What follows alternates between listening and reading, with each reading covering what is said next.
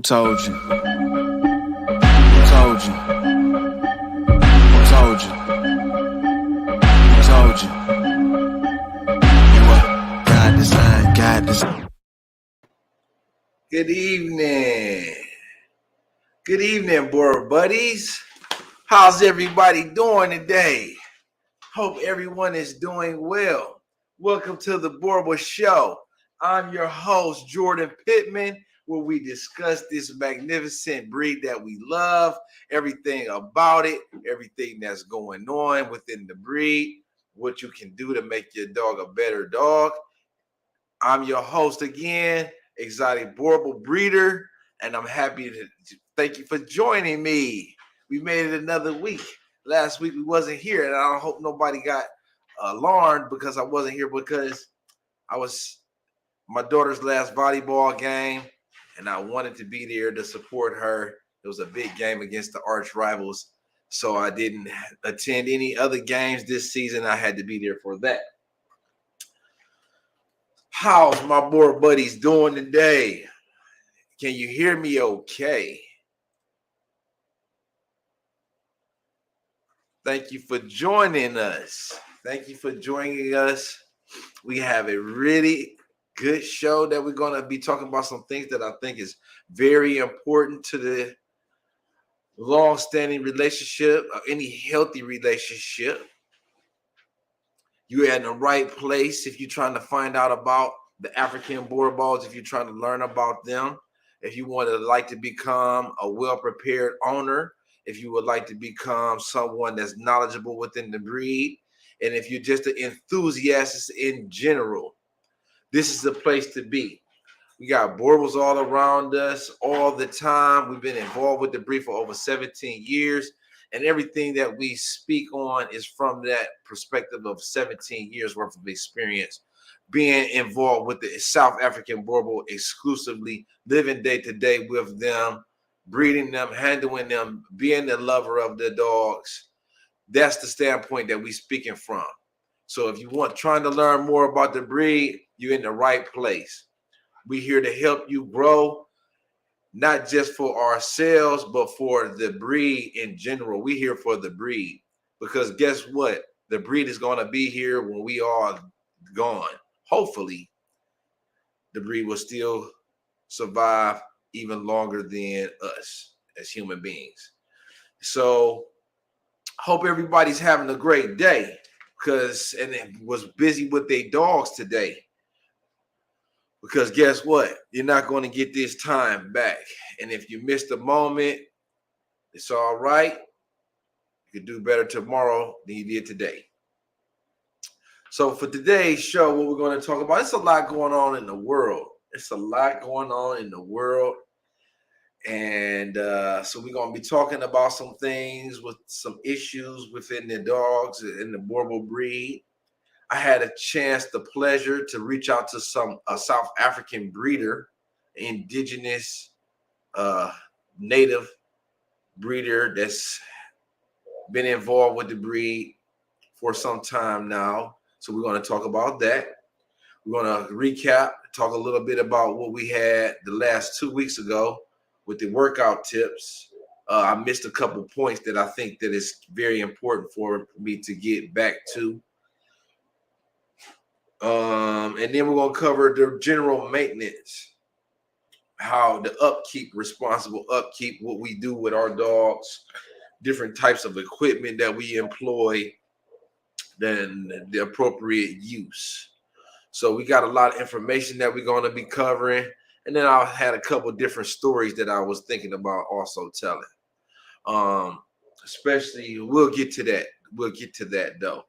So first of all, I want to cover my workout tips because as you all know, working out is what brought me to this breed, the physique, the beauty of them, the musculature. These are the things that attracted me to the South African Boerboel because they are one of the most athletic mastiffs. I was impressed with the physique and the appearance of this breed. So working out It's something that I'd like to do for myself. It's something that I feel like is very important for my family. And it allows me to become the best person that I am, the best version of myself. So I also like to include my dogs with everything that I do, as many things as possible. Because of that, working out is a big part of our lives and development here, personal development, becoming the best, becoming the best person that I can possibly be. Pancake starts getting excited just on this Pancake's getting excited just hearing about working out. Calm down, baby, calm down. And like I was saying, it's important for our health because it allows us to become the best versions of ourselves. Being a dog owner allows you to have a longer lifespan. It allows you to become a healthier individual. And all of that included, we end up being the best breed. We end up being the best exotic Boerboel breeder, the exotic Boerboel familia. And I like to touch on that. I really like to touch on that because I missed out on one of the, I'm also a human.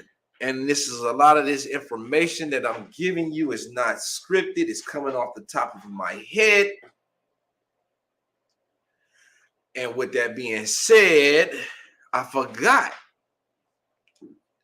to inform you of one of the biggest keys to exercising with your dogs.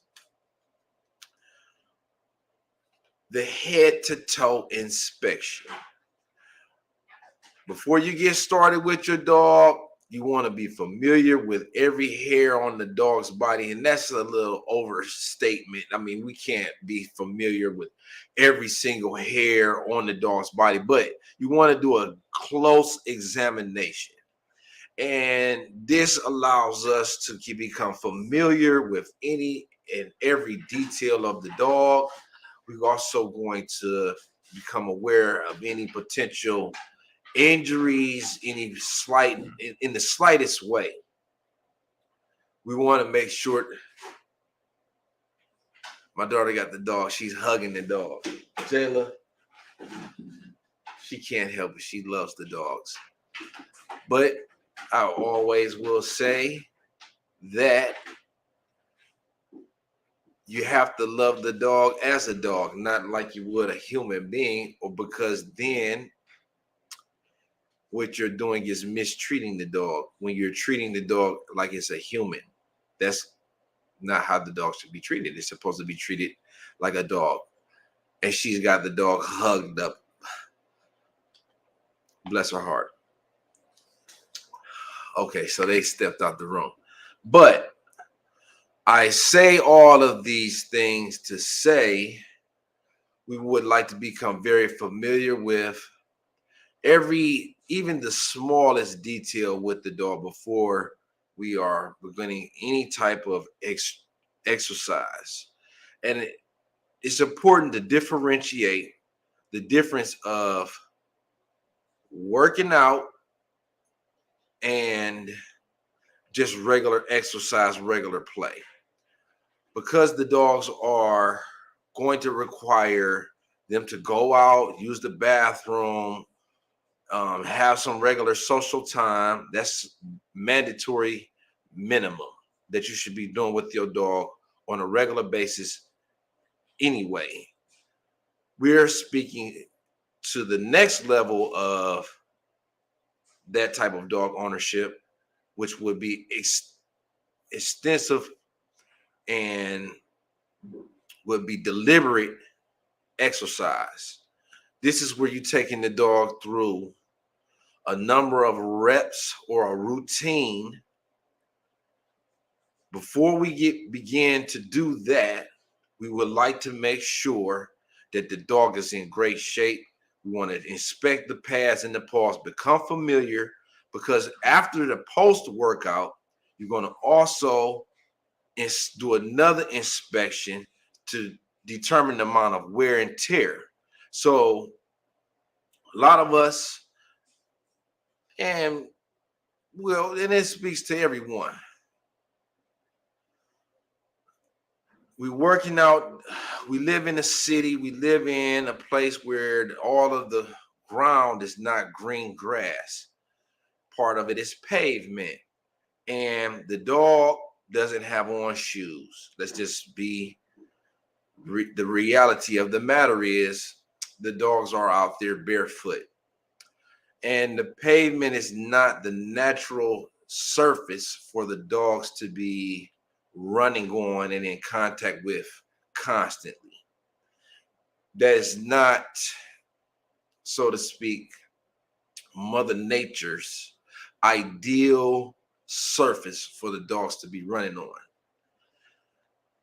So therefore, it's our job as caretakers for the breed to be mindful and observant of the condition that the unnatural pavement has an effect on our dogs. We have to be mindful of that.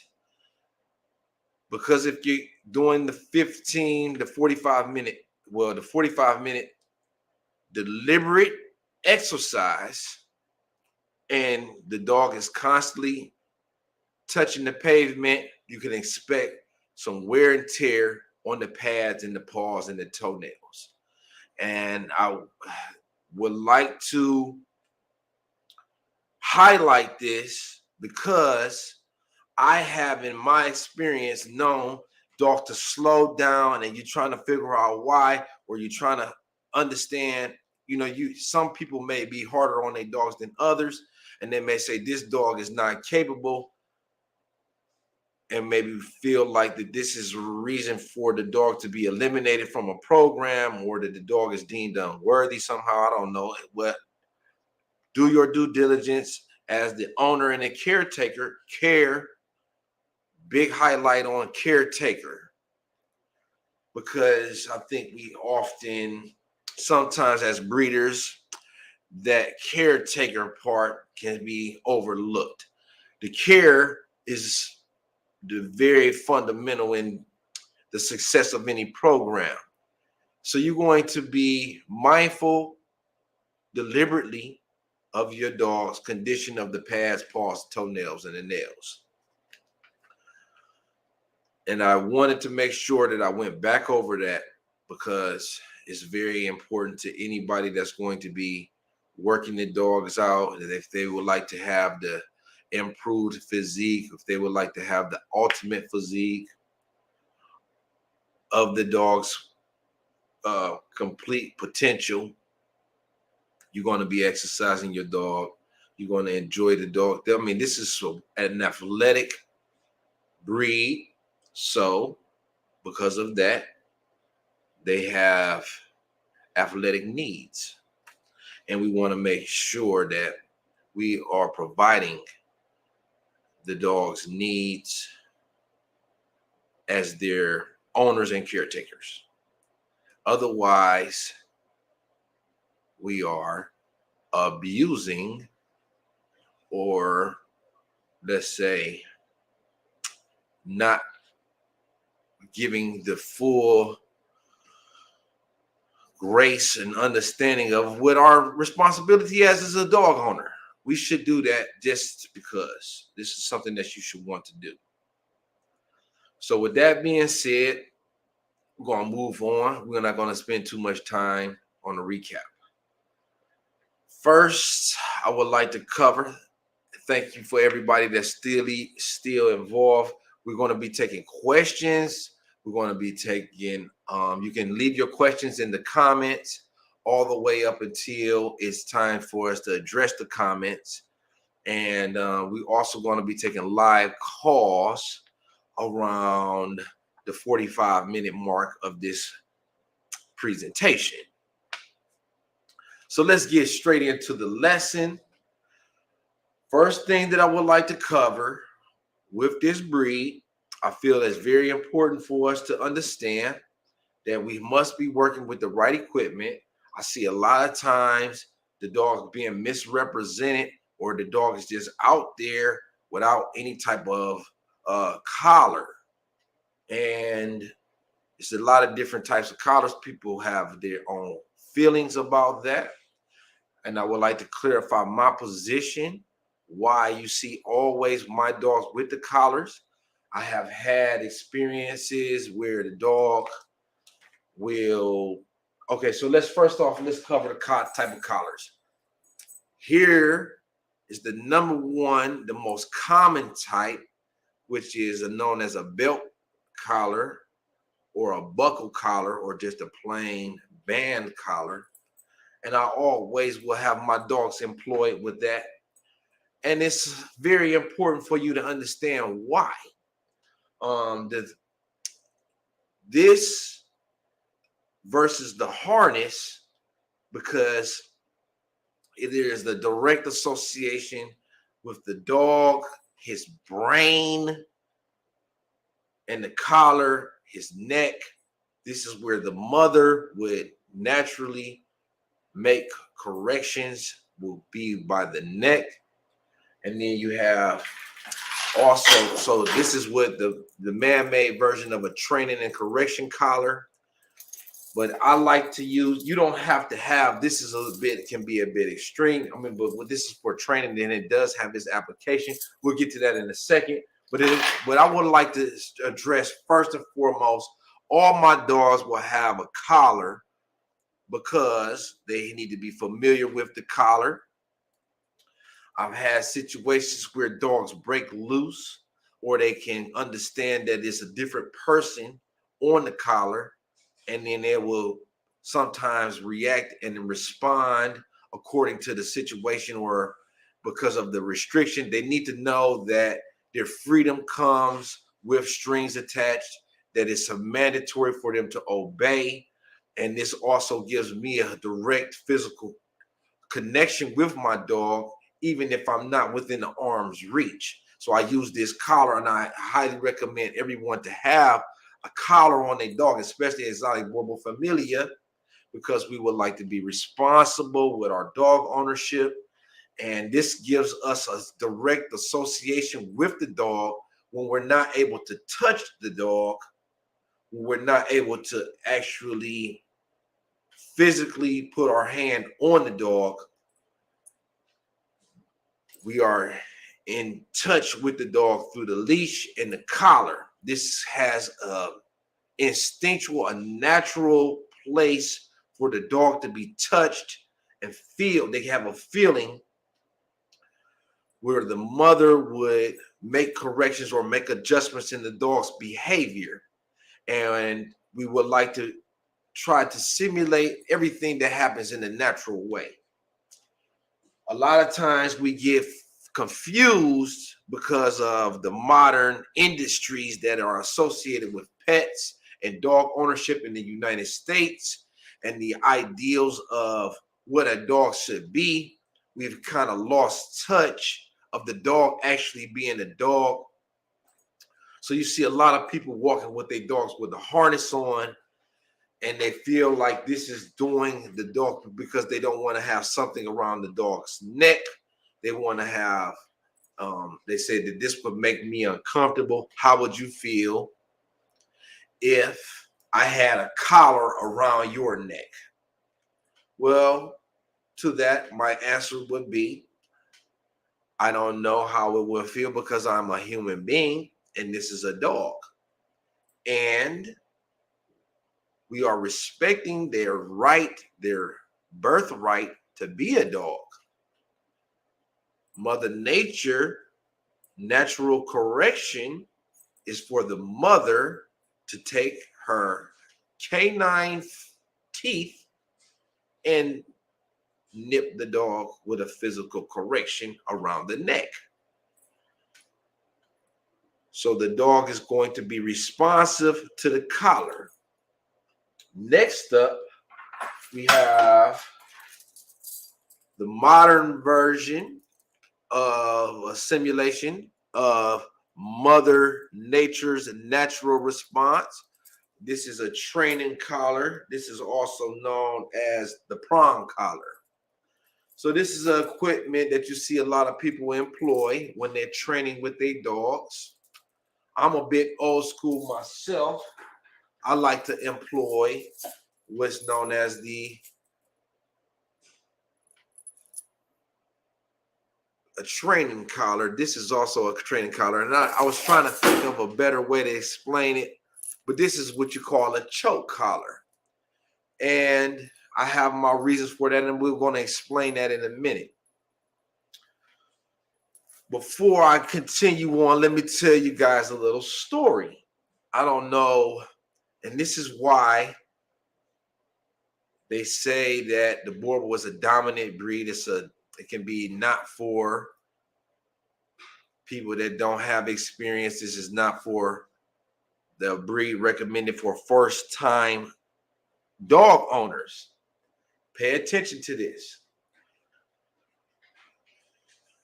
It's very important that we highlight this key component I will give. I got many examples of dog ownership, and I've been a dog owner for over 30 years.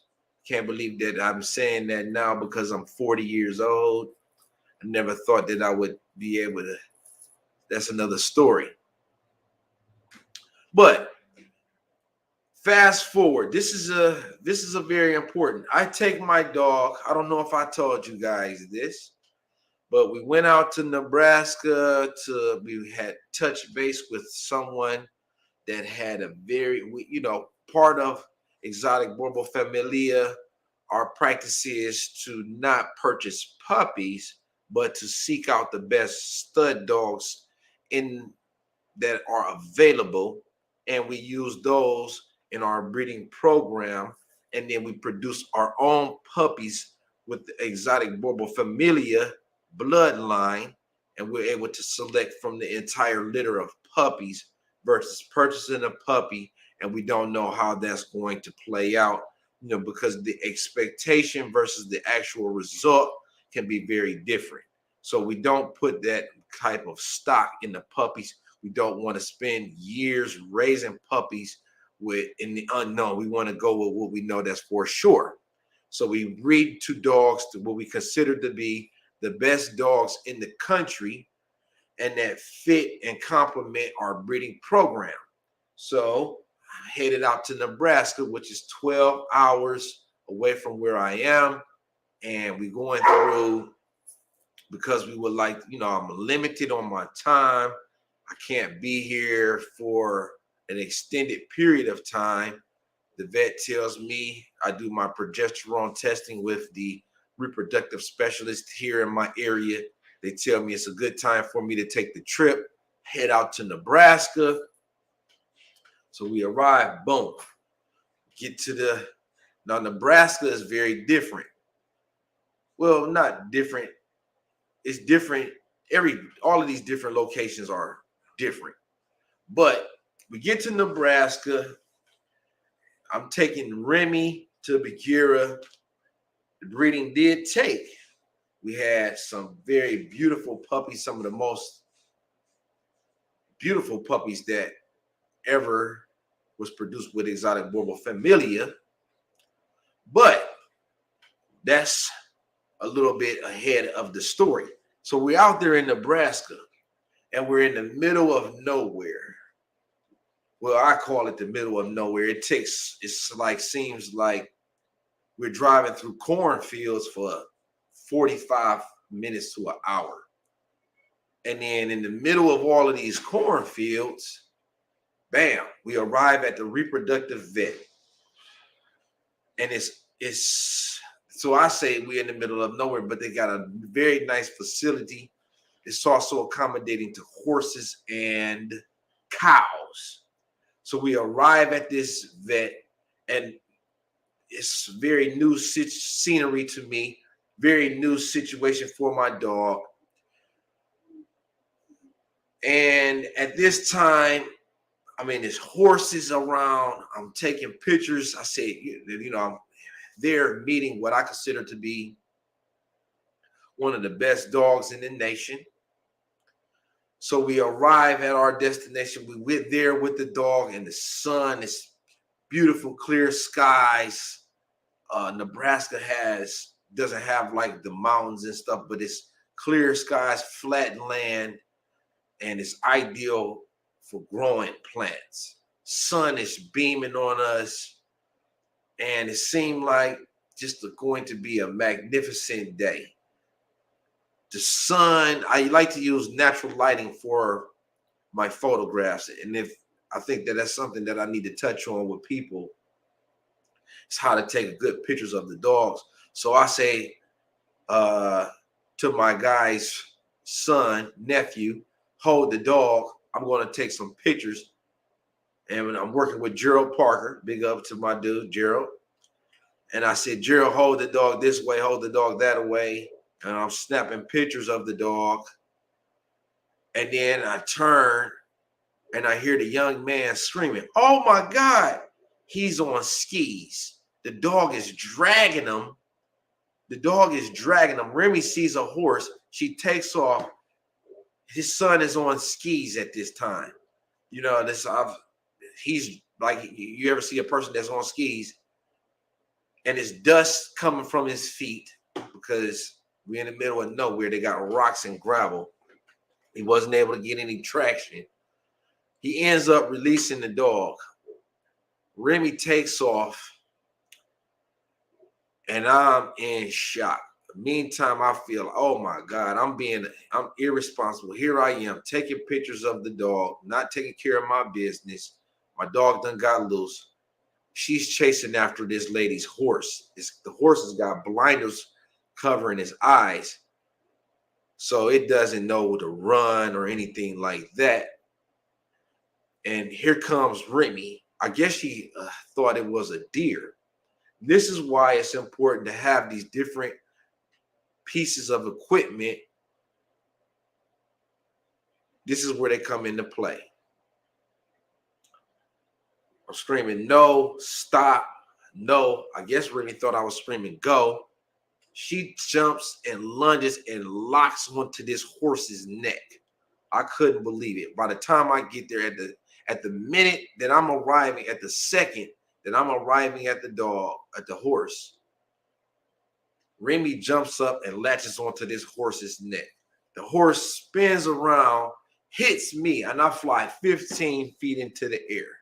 Bam! I was unconscious. I hit the ground. My head hits the ground. I'm unconscious, but I get up. Blood is pouring from my elbows, my shoulder. My pants is ripped. Remy takes off running. She knows that she done made a big mistake. The horse also kicked her. I'm worried to death. My adrenaline is pumping so hard that my dog is gonna run down somewhere and fall down and die because she just got kicked in the head by the horse.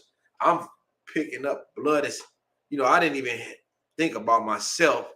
Finally catch up with Remy, and I'm explaining to the lady, oh my God, that's my fault. I'm so sorry.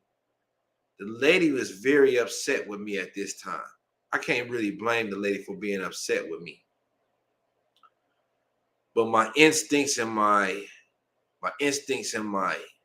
is on 10 because of this situation. I mean, everything happens when your adrenaline is pumping like that.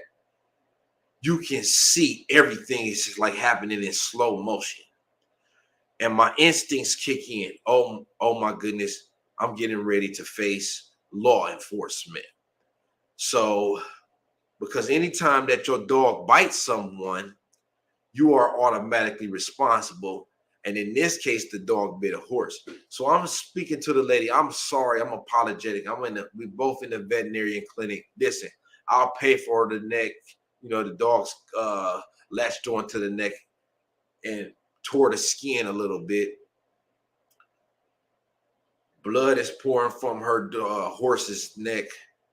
They are ministering. It's now the whole vet is in emergency mode. My dude couldn't believe what happened. I'm a guest out of town. I'm there with him. So now I refer to him, man, what's going on? You know, I'm cool. Blood, he like, man, you all right? Yeah, I'm cool. You was in the air 15 feet and your head hit the ground. I think you was out. You might got a concussion. No, man, I'm cool. Is that lady horse cool? Is that lady horse cool? Yeah, she's cool. I said, because she was talking to, when I would say I'm sorry, her response said, yeah, I know you're sorry. So my antennas went up like, okay. She's not really going for this apology. And so I feel like she wants to take some type of action. I say, listen, don't worry about it. The horse is going to be fine. They said it's not that serious. They're going to patch the horse up, and I'm going to cover your veterinary costs. And so we there for an artificial insemination procedure. You know, we have this timed everything. We did the progesterone testing. We all the way in Nebraska, in the middle of nowhere. And I feel like I'm just there by myself. Because after they collected my dude's dog, I asked him, I said, bruh, are you sure that they're not going to try to get the laws involved? Because it's Wednesday, I got to go home on Friday. I can't afford to be trying to fight. You know, I'm spending everything that I have to be here. I'm spending all of my everything that I have to be here. And I can't afford for no extended stay. I can't afford for no bond or anything extra. Are you sure? He said, yeah, you're good. They're cool. But at the same time, I'm trusting on my instincts. And the lady is asking me, well, we're going to do the procedure. You know, I could take the dog. No. I'm not, you're not taking the dog. I'm coming with you to see, because I just has my nature is suspicious of everything. I would like to see the actual procedure. I would like to see how it's done. I would like to learn as much as I can. I would like to see the sperm that we just collected actually go exactly onto the uterus. And I'm just suspicious maybe they don't know what they're doing. You know, even though that this is just me, my personal complexes is naturally suspicious of everything. So I would like to see, no, you're not taking my dog for no reason, especially after this big uproar. So I go in there with the dog. I watched them put the sperm through the microscope, and they have a camera. I watched them put the sperm onto her uterus. I've seen the procedure done before. I was very comfortable with that. At this time, my dude is gone, so it's just me there, and I'm left to kind of fend for myself, me and Remy. And my instincts kicked in because they kept trying to get me to separate from Remy. And I kept telling him, they said to me, hey, you need to go to the bathroom? We can hold the dog for you. Like, come on. We can hold the dog for you. If I got to go to the bathroom, guess what? Remy's coming with me. We do everything together at this point, especially since I've already made the mistake of releasing the dog to somebody else's care. We just saw what that happened. I'm not letting this dog go for no reason at this point. So Remy, me and her is locked in at the hip like Siamese twins. Nobody is getting Remy. Nobody is getting a leash.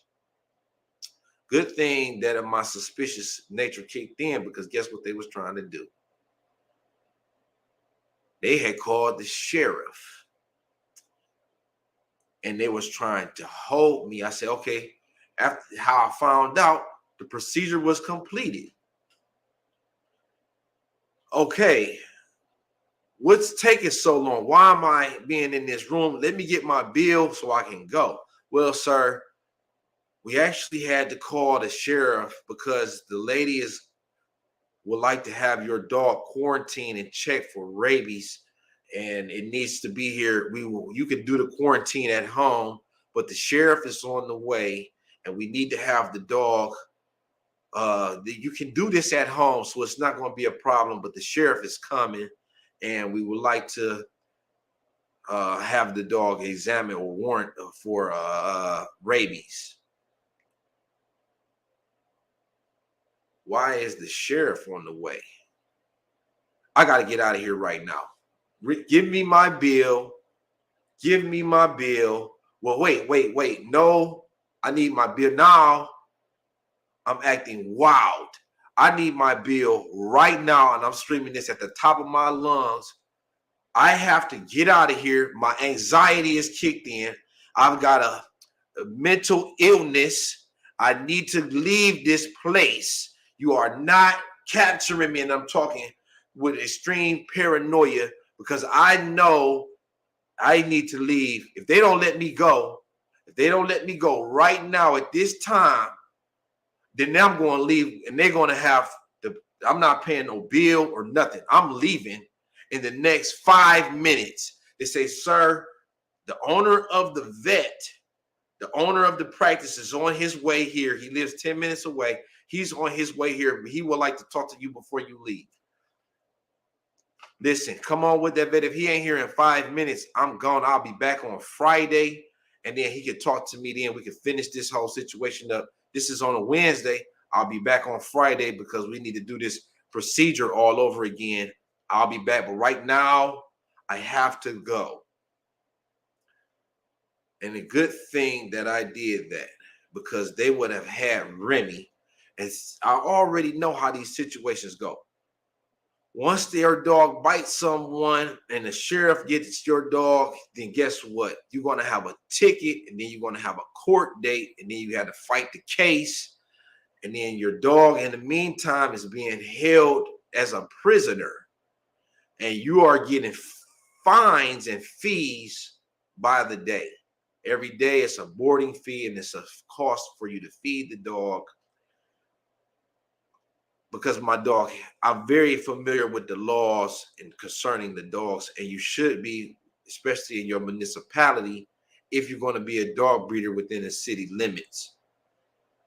And because of my situation, my geographical situation, I'm very familiar with the laws of dogs. Before I got involved, I knew that this could be very dangerous situation. This could be very costly for me. My instincts kick in. Now I have to go immediately. And as I'm walking out the door, here comes the owner of the vet. And I guess he calls himself blocking the door. Sir, I need to have a word with you. Okay, let's have a word, because I don't want to have to get physical with you getting past the door. Just come on, I'll come back in and we'll have a talk. Well, he says, look, I need to hold the dog. I said, there's no way. The dog's coming with me. I'll be back on Friday. And in my mind, the clock is ticking. The sheriffs are on the way. I got to get out of here right now, is what I'm saying to myself, and I'm saying this to the sheriff, to the owner of the veterinarian clinic. And well, can we treat your wounds? Because remember, I'm bleeding from this thing. I think you may have a concussion. I said, don't worry. I'll be fine. I'm gone. Well, he said, well, look, Nebraska state law requires us to confiscate your dog, and the sheriff is on the way. So with Nebraska state laws requiring us to confiscate the dog. I said, listen, man, the dog is coming with me, and nobody's taking nothing from me, because you're not the police. Have a nice day. I got in my car and I was out of there like the road runner. Have you ever seen the road runner? And he takes off running from the Wile E. Coyote with the dust flying in the middle of the thing. And I got on the phone. I said, dude, why did you tell me that every people was in there was cool, man? If they was cool, why would they call the police and try to take the dog? I said, I told him I got up out of there, but I told him that I'll be back on Friday to holler at me on Friday. And soon it was I get, like I said, we in the middle of nowhere. By the time the sheriff got there, I was back at Gerald's house, and they were calling me on the phone. Well, Mr. Pittman, Nebraska state law requires us to quarantine the dog. I say, listen, Sheriff, I'll be back Friday, and then we can square up again. I got an appointment at 12 o'clock. I'll see you then. And is that cool with you? I'll be back there on Friday because we have to do this procedure. I have an artificial transcervical insemination, and they specialize in doing that. I'm here from Ohio. I'll be back on Friday. He said, fine, I'll see you then. I called my uncle. I say, look, Uncle, the sheriff's is looking for Remy. We got to get out of here. I know we thought we was going to stay till Saturday. We're going to leave tonight. Cancel your plans. Good thing that I made that move, because guess what? Friday, I was back at home, and the sheriffs was calling. They said, Mr. Pittman, you were supposed to bring your dog back up here on Friday. I said, I had an emergency. My gut, I had some issues with my guts. I had to leave Nebraska. I had to get it back home to Cleveland immediately to address the situation with my guts. He said, well, you know, your dog is supposed to go to quarantine. We're going to have to write you a ticket. I said, no problem. Send it to me in my mail. Send it to me in the mail. Here's my address. So, long story short, Remy is wanted in Nebraska. Good thing that my gut instinct kicked in. I got out of town because of that situation. We were birthed beautiful puppies from that breeding. Mando is one of them. Several others are other of them, of that breeding. I bring that up for you to highlight the appropriate use of the choke collar. Had this been on the dog, this would have tightened around the dog's neck, and her air causing her to come would be cut, supply would have been cut off. Had the nephew had this around his neck, my dude's son, the air supply would have been cut off, making the dog uncomfortable. As a result, less force is required to control the dog. And that is my reason for my preference over this. Because the Boerboel has a high tolerance for pain, this may not suffice. We have, and some people will say, oh, well, you're being cruel, you're being inhumane. This is the way that Mother Nature intended for the dogs to be corrected. You have a dominant physical breed that's powerful, strong, big. They have a high tolerance for pain. They are bred to go up against some of the most fierce animals on earth. You're not going to be beating the dog with your hand. Excuse me. You're not going to take a weapon, and you're not going to condition the dog to be fearful of a man with a weapon. So what form of correction do you have? Some people will say positive reinforcement is the way. Unfortunately, for the African Boerboel, when you have a dominant alpha type breed, that is not going to be appropriate measure. And I know that a lot of professionals was going to not agree with my methods. I had a person call me before, and I explained to them, this is not something that I'm coming with, that I have created on my own. This comes from, the name of the book is The Kohler Method of Dog Training. That I subscribe to. It's a training techniques that are world renowned. The man trained 400 something lassies, 65 some, he trained all of the Ren 1010s. He has an affidavit in the book that, he's leader of the Orange County uh, Kennel Club for the police dogs. And his techniques is very old school, but they are proven to work against a variety of dogs. They call him in when these dogs coming from the military have been, they need to be trained. Remember that these dogs are trained killers, or, they have, and they use this Kohler method school of thought, dog training. So like I said, this is not something that I'm coming up with from my own experience. This is it is something from my own experience, but it's not this is something that I have employed. This is something that I use from the Kohler method. This is not something that I developed on my own without the assistance of a professional. So we use this.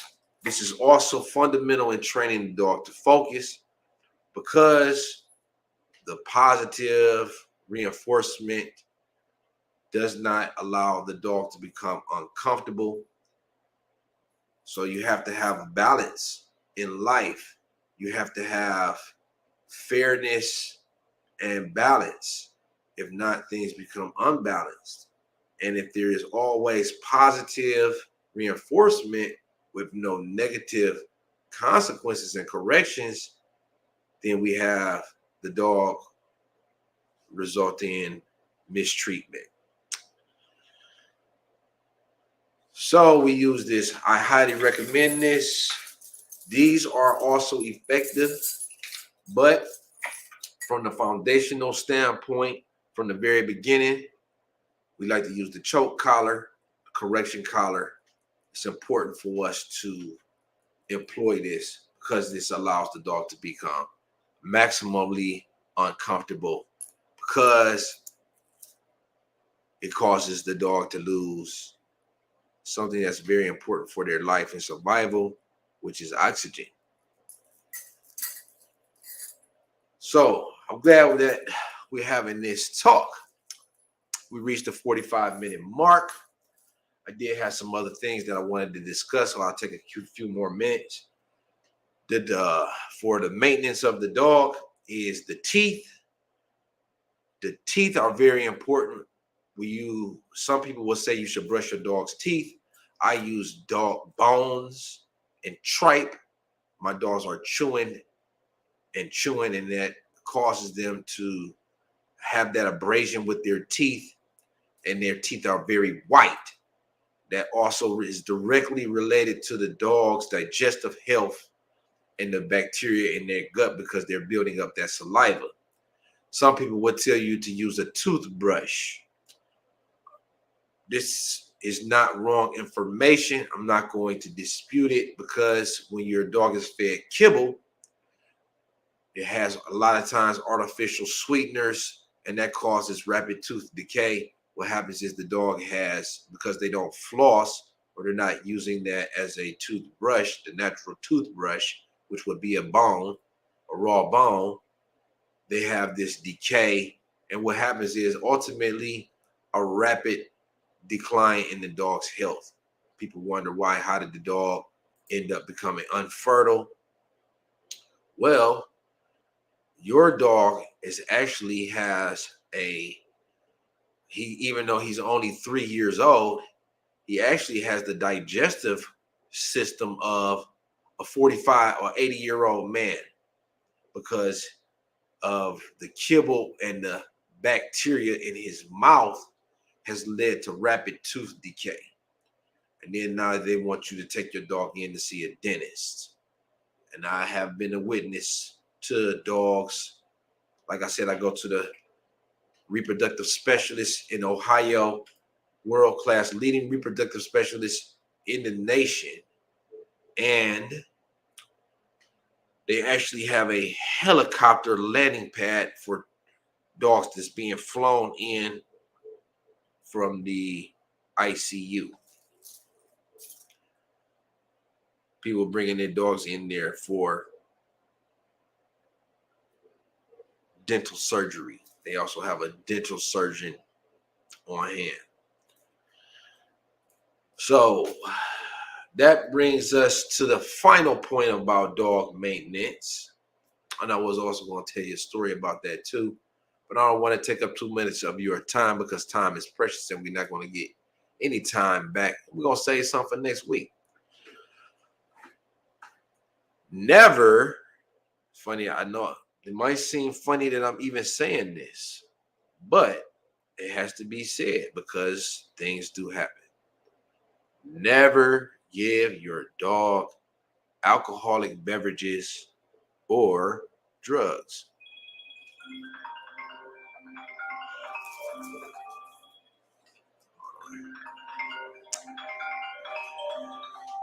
Yeah, never give your dog.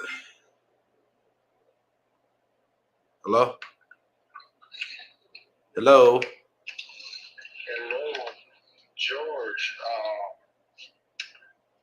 How are you? I'm good. Is it okay if I give you a call back? Master, who's calling? Luis. Louis, are you calling? Okay, can I give you a call back? I'm actually in the middle of something. Okay, no problem. All right. Sorry about that, guys. I thought that was some person calling in for the show, and I'm always taking calls. Thought that was somebody calling in specifically to speak on something that I was talking about. Sorry for the interruption. But we was talking about drugs and alcohol. Must be said because this represents a very real danger to your dog. Some kind of way, when I was a little boy, I had a dog that I came in the house. Actually, this happened to me a couple times. One time, I was trying to think of the situation, but I'm not going to go there right now. We'll save that story for another day. Okay? Keep your dogs off drugs and alcohol. I used to think when I was a boy, I would give my dog a little beer. And hey, this is my homie. He likes to drink beer. Until the dog got a little drunk. And then, hold on one second. This might be someone calling in. Hello? Hello. Hello, Laura? Hello. Hey, Jordan. What's going on? Hey, Jordan. I can hear the thing in the background. What's up, my friend? I just turned your sound down because I can hear you now on the phone. Okay. I was looking for something for my hair, and it popped up. Jordan is live. I'm like, what? Yes. Let me watch him. What's up, my friend? How you been? I'm doing well. I have to tell you, Jordan, I am so freaking proud of you. I hope you got me on speaker. Yes, you know I do. I am so proud of you because I saw you. I was watching Fox News, and you can watch it down here in Atlanta. And they were interviewing a dog had attacked somebody. It wasn't a Boerboel breed, but it was a different breed. And they went to you as the expert for aggressive breeds. And they were interviewing you. And I was like, oh, look at Jordan. I remember him from back in the day. Yes. He's an expert now. I'm like, look at him. I'm so proud. I can't believe that I'm like an expert either, too. It blows me away. And sometimes I have to find like the motivation because I'll be like, well, what am I going to talk? I want to make sure that this is interesting. And I always remember, I had to tell myself constantly, like a lot of these things that is old to me, but they could be new to someone else. Very new, very new. Yes. So yeah, I did not know you was doing this. I wish you would have had there's some people down here that I would definitely turn on to you to watch. I was gonna say for the drugs, I have a friend. She not only does she use electric shock on her 2 dogs. She got a red nose and it's a lab something mix, but she used electric shock, and because they so hyper, she give them melatonin. Oh. And I'm like, no. Let me help you to retrain this dog. Oh no, yeah. See, and that's one of the things that they always come up with these gimmicks. They do. And just like what they try to teach, they want to put drugs on our children and give them all kinds of medicated and have them medicated. They want to say that they got these issues. In some cases, it's necessary, but you can't just blanket prescribe that. And then the shock collar. I also had a shock collar here that I don't even like to be an advocate for the shock collar. I hate it. I absolutely hate it because you're teaching your dog to be afraid, not teaching your dog to protect because they care about you. Right. So it's terrible, and especially if we got a Boerboel breed, their whole thing is being with their people. So if they're afraid of their people, somebody can come up with a stake and be like, here you go, take the steak. I'm going to rob this house. And they're going to be like, go ahead, because I don't like them either. Right. Right. They've been abusing me, shocking me, and help me get out of here, please. Help me. I don't know where this shock is coming from. And the dog is so sensitive to shock. The dog is 10 times more sensitive to shock than it has on you. And I don't like to be, to the dog, it's almost as if they're being electrocuted. Yeah, it's terrible. It's absolutely terrible. It's very. But I saw what you do with your training. I saw your training classes online. I think that's phenomenal. That's absolutely excellent. I know you've been trying to do that for a long time. Yeah, it's so much that I'm trying to do. I really would like to be, just do as much as I possibly can to help people. And it's just something that I feel that I owe, because I'm putting the dogs out here and people having them, and I want to be supportive to everybody. And I feel like that a lot of this we have to address the mindset of responsible dog ownership. And what does that mean? What responsibilities do you have to your dog? Right. Like you speak. And understanding and being the pack leader. Yeah. Yeah, and not letting your dog, and that's the difference, is that you can't let your dog one up you at any moment, because the moment you do, they're gonna try to take over everything. You know how people be like, oh, my dog sleep in the bed with me, and that's okay. But if you want that dog to not, you need to be able to tell them to go and get off, and they need to listen to you. Yeah, you gotta mean what you say. Your yes gotta mean yes, and your no gotta mean no. Right. And like I was telling this one lady, she was saying, oh, I'm getting up all hours of the night because the dog keeps crying and want to go out and use the bathroom. I'm like, no. Titan used to be in the house. I lived on the 4th floor apartment. When it was time for him to go to the bathroom, I would take him on the elevator downstairs out to a certain area, and he still wouldn't pee or do anything until I told him he had permission to do so. And that's called training your dog. Right. You was very in tune with Titan. I was. I miss him. I know you do. It's hard to replace him. Right, because I know who you missing. Oh, you know it. You know I miss my boy. I have read that letter when they had told me about my boy, and it brought tears to my eyes. I know. Yeah. But yeah, you exactly right. I appreciate you sharing that. I wanted to touch like what you said with your friend with the pit bulls, that she's overcorrecting and using the shock collar for the be-all answer to every problem. Maybe she should take those dogs for a long walk. And that's what I've been suggesting to her, is that she needs to walk them longer, tire them out, and then they'll be receptive to better training. And they very food motivated. And that's the thing. She's not using the motivation that she can use to train them easier and faster and better. Right. You gotta give the dog, you gotta be fair to the dog. They want to do that for you. And so they have all of these intense senses. Remember that their sight, their hearing, their smell is intensified. Right. And we're limiting that by keeping them in this captivity in these close quarters. The wolf, which is the dog's, all dogs come from the wolf, will cover a perimeter in a day, 6 to 12 miles. Mm-hmm. So imagine the amount of sensory stimulation that is going to occur when you're covering that type of distance. Right. You know what I'm saying? Because you're going to see so many different smells or sights, and you're going to smell so many different smells. And we try to fit all of that experience that the dog is indebted to in one 20-minute walk, or you know what I'm saying, a 1 hour walk. And the dog just needs much more consistent and regular stimulation. Right.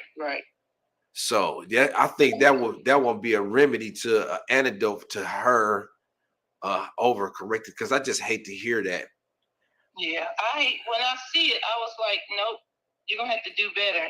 You're gonna have to do better. Now that I'm here, and I know these two boys, you're gonna have to do better by them.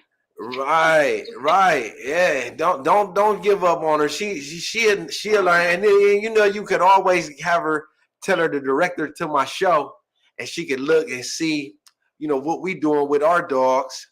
Because I promise you, I'm gonna always be busy running them dogs. And you see Pancake haven't made a sound until we was talking about exercising and running. But she's just sitting right here at my feet, ain't made a peep, quiet. Yeah. Because of all the exercise that we did a little earlier. Yeah. Ready for some good training. Yes, it makes a big difference. It makes a big difference. You were just putting that backpack on them and throwing them a couple of pound weights on the side, wearing them bad boys out on a regular train. Yep, and make them run back and forth. And do some down and backs. Yeah, you remember how I used to run tight and down by the pier, by the lake? Yeah, you stayed with that boy. I wasn't getting out in that cold weather. Right. You had him running alongside the truck. Yeah. Right. I would wear him out too. He would be so tired. But then again, hey, I had him trained to hand signals. Remember? Yep. And then trained to hand signals. Yeah, and when he come back in, you was right there. You would never let him get too far or nothing behind you or too far out there in front. And then, and when that would do so much for the management of him, wouldn't it? Oh my goodness, yes. When you bring them back in, it's like they is law-abiding citizens. Oh my goodness. You turn up. And the thing is they love you for doing that. They definitely love you for, and you gotta respect the fact that they are dogs. Yeah. People say, "Oh, that's my baby." No, that's not your baby. It's a dog. That's your dog. You got to really make sure you train them according to their breed standard and what their trait is trained to do. So if you're not working a dog, then it's just a waste. Oh, I'm gonna tell you, it really is sad to see too how they deteriorate when they're not getting that stimulation. I seen hounds. I seen it, because my uncles do the coon dog hunting, and I see when they get beyond their age where they can't hunt no more. I mean, like I'm talking about my uncles. It seems like the dog gets old real quick when they're not able to get out there in them woods. Somebody just asked what state are y'all in. Yeah, I see that. I'm gonna get to these questions. Really, it's good to hear from you, Laura. It's good to hear from you. I'm coming up there soon. I'm coming up there soon. I want a black big one. Oh yeah, come on and check with us. Come check with us. I'll take care of you. I'm gonna take care of you. All right, Jordan. You take care. Take care. Kiss the wife and kids for me. Okay, for sure. Have a blessed evening. All right. Thank you for calling too. It's so good to hear from you. I'm glad to hear you doing good. Good to see you. I'm proud of you. All right. Remember, you win. Thank you. Thank you. I'm going to keep it pushing too. All right. Talk to you later. Uh-huh. Oh, yeah. See, this is what I love. You know, this is why I know that I'm doing the right things and I'll continue to do it. Even I really need to hear that, you guys, because it does get tough on me. It does get hard for me sometimes. And I just like, I'm wondering, I question myself, like, am I really, because I'm getting to an age, well, I'll just talk about this for a hot second because I want to answer your questions. I know y'all been waiting, but I get to an age where I wonder, could I be doing more? What have I done with myself? How have I contributed to society in a positive way? Should I be doing more? And it makes me say, you know what? I got to do more. But then I get a call like that, or somebody talks to me and say, hey, man, where you been? And it just inspires me to keep on going.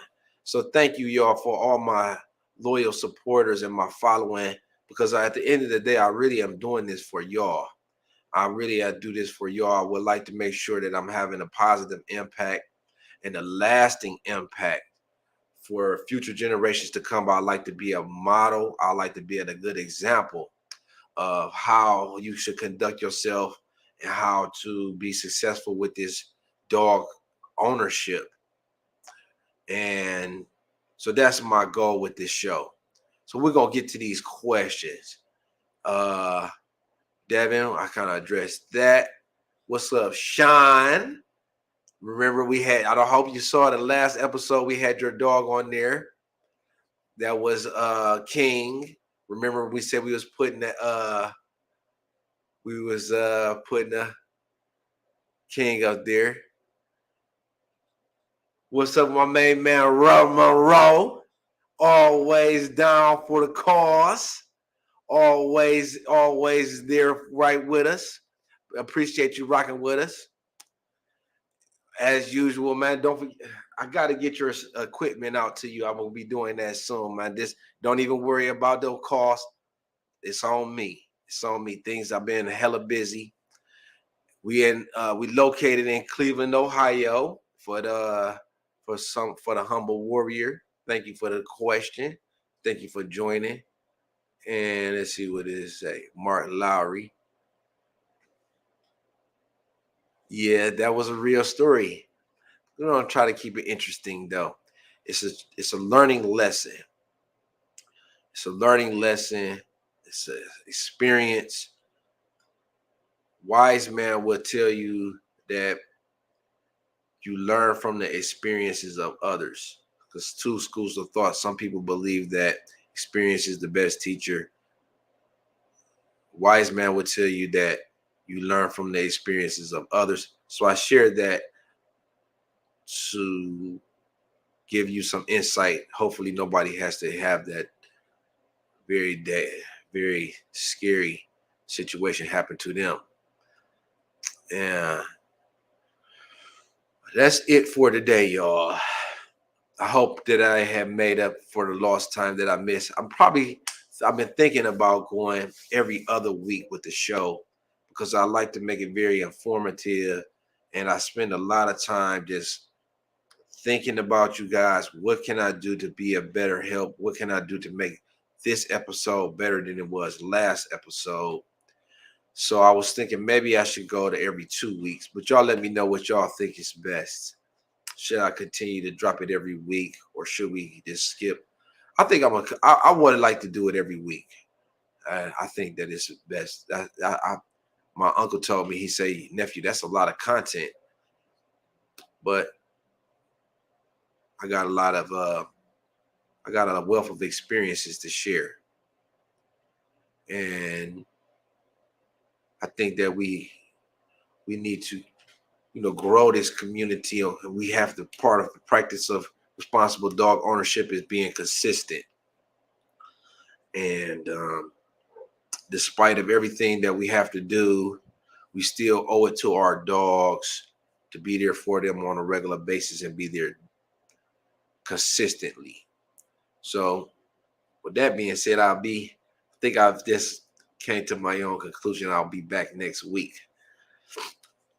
That's it for today, y'all. I hope everybody enjoyed the show. If y'all have any questions, y'all know y'all can give me a call. Thanks, Laura, for calling in. We're going to see you guys next week. Stay busy, y'all. Don't take nothing for granted. Remember that it's somebody that did not make it and they wish that they could have your shoes, or you could always be where somebody be happy to be where you at. So don't give up, y'all. Keep on pushing. We're going to get there, I promise. No rush, go on, move dumb. Back and forth, push and shove. Make your peace and love turn to peace and gloves. Now you got a deal run up. No rush, go on, move dumb. Back and forth, push and shove. Make your peace and love turn to peace and now you got a deal run up. Whole gang, whole man, old school, young jam.